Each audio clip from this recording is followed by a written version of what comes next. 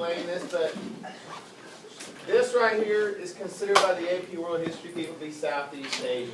Vietnam, Cambodia, Laos, and then Philippines, Indonesia. Here's the point we make.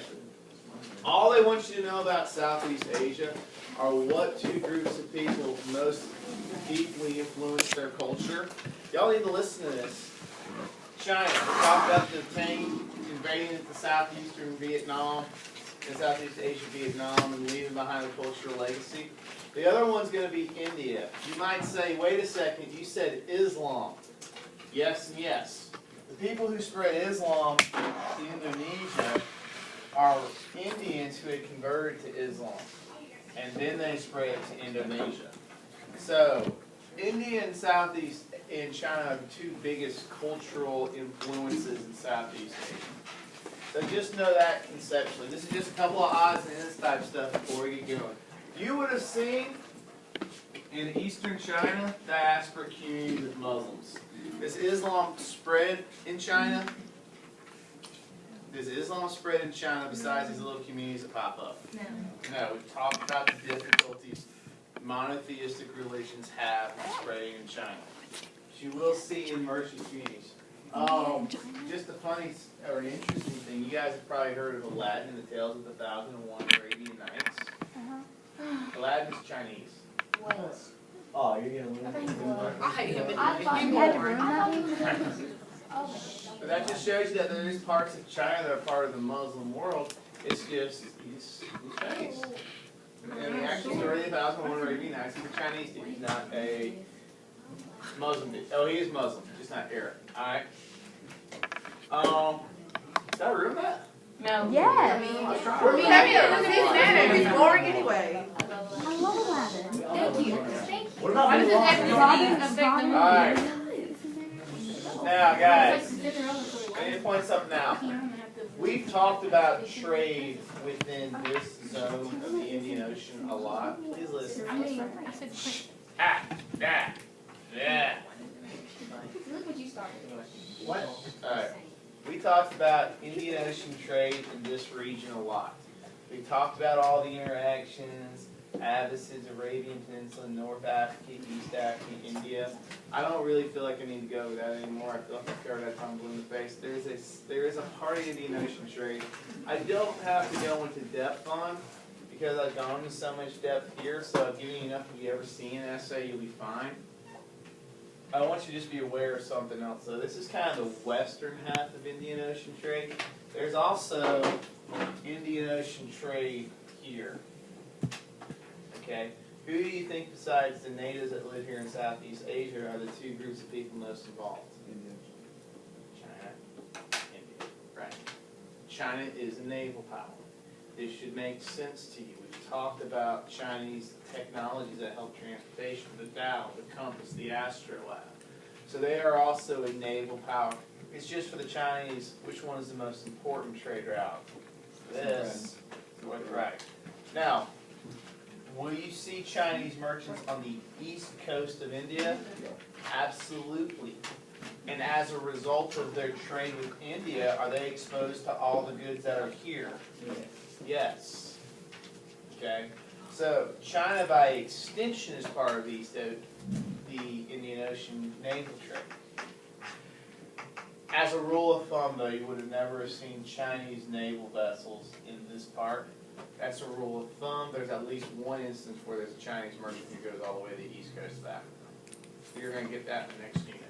But the point is, as a rule of thumb, this part of Indian Ocean trade is dominated by India and China. This part is, all the things we've talked about at this point. So, that gets us to the heavy lifting of today. The Mongols. Dun, dun, dun. Alright, now I want you guys to class, we're not going to do a G Persian on them. We're kind of at the point where we're done with G Persians. I hate that because it's a neat, clean, easy way to say this is the big stuff you have to know about each group of people. But remember what we said about each unit. The more we get into units, the shorter the time period happens and what happens in correspondingly. We have to get into more depth, right? We're about to finish Unit 3 of a 6-unit class.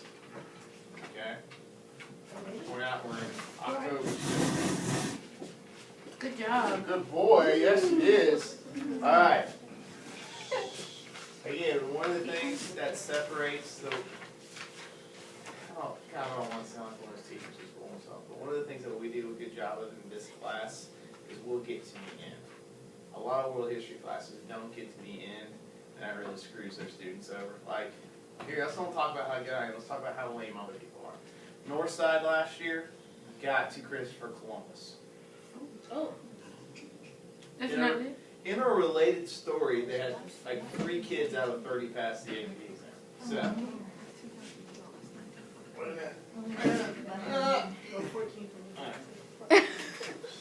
So, classify your notes today, guys, as before conquest, before, during conquest, and then after. And understand that what we're really, really, really super going to be after is this. Interested in is the aftermath.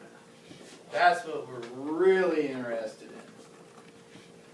Alright, now, before, during, and after the conquest. How interested are we, have we been in the Mongols up to this point in this class? Not much. Not at all. If you had never heard of them before, you certainly hadn't heard of them in this class period. In this class. So what does that tell you about them? Didn't come up.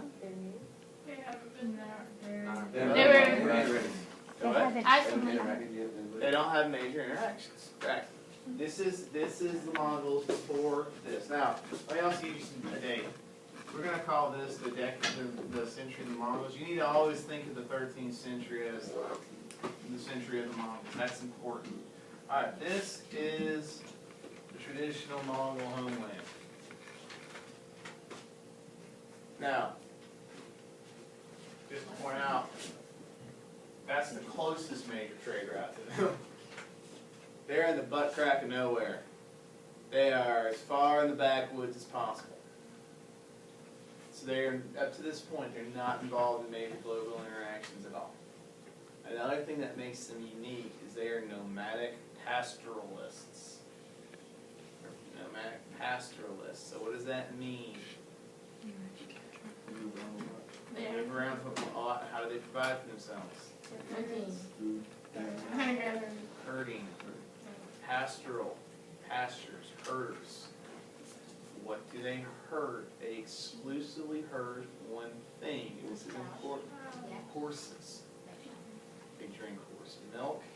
They make horse cheese. They eat horse meat.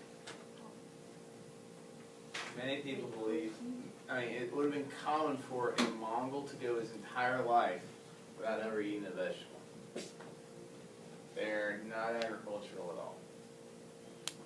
Because they're not an agricultural society, they also don't have any of the consequences of agriculture. We spend so much time talking about in Unit 2.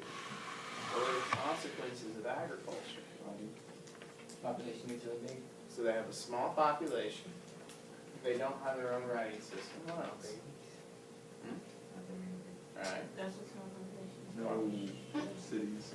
No major urban areas. What else? Do they have big, complicated systems of government? No. So, you're not hunter-gatherers. Pastoral is not hunter-gatherers. They are still raising food. They live in the grassed lands area, what's now modern-day Mongolia. They don't have any institutions associated with agriculture. You had to hypothesize about their religion. What would be some general religious characteristics? Animistic. Spiritually. Polytheist. Animistic, polytheist. Alright. So this is a completely unimportant group of people before 1200. And then comes this guy. This guy's enduring. Genghis Khan.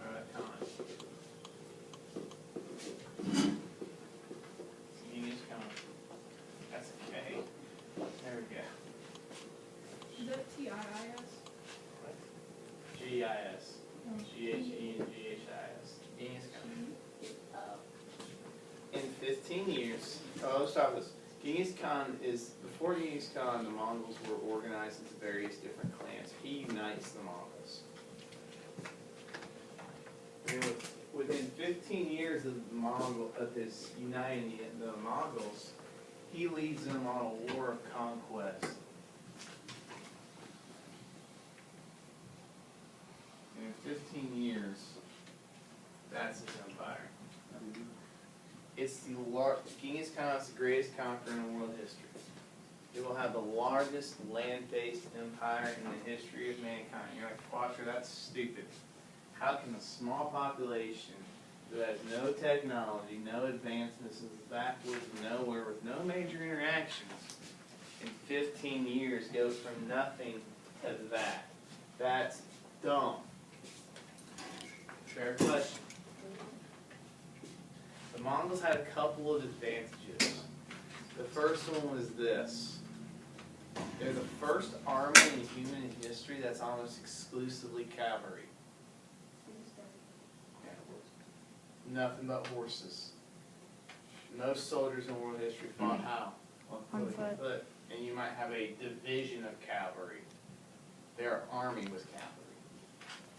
But these guys weren't just anybody. These are guys who, since they were a small kid, have been on horses, spent their whole life on horses.